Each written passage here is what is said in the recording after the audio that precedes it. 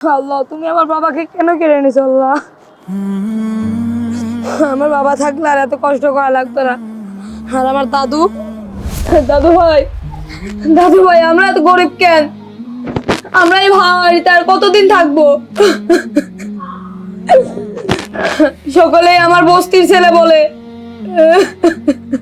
আমার বন্ধুরা কত ভালো ভালো বাড়িতে থাকে, কত ভালো ভালো পোশাক আশাক পরে, কত ভালো ভালো মাছ গোস্ত খায়। দাদু ভাই আমি এই ছিঁড়া জামা ছিঁড়া প্যান্ট পরি, এই ভাঙা এই বাড়িতে থাকি। আমার আর এই বাড়িতে থাকতে মন চাচ্ছে না। আমার নুন পান্তা, প্রত্যেক দিন নুন পান্তা আর ভাল লাগে না। আমার আব্বু কই? তুমি বলো আমার আব্বুর সঙ্গে কি হয়েছে? দাদু ভাই রে, কাঁদিস নে। আমরা কি এরকম গরিব ছিলাম? আমরা তো সাদে গরিব হইনি রে। আমাদের পরিবারটাও আর কতজনের মতনই ছিল। যখনই আমাদের সুখের জীবনটা শুরু হচ্ছিল, তখনই আমাদের জীবনের আলোটা নিভে গেল।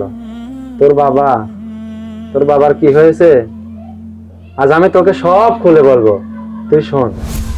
রাহুল, তেলের বোতলগুলো সরা, তাড়াতাড়ি কর।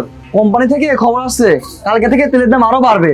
শোন, এখন এই তেলগুলো সরাই রাখলে পরে আমরা ডাবল দামে বেচতে পারবো। আচ্ছা মহাজন, আমি সরাই রাখতেছি, কিন্তু মানুষ যদি চায়? মানুষ তো চাবে, কিন্তু আমরা বলবো তেল স্টকে নাই, সাপ্লাই বন্ধ। বুঝছিস?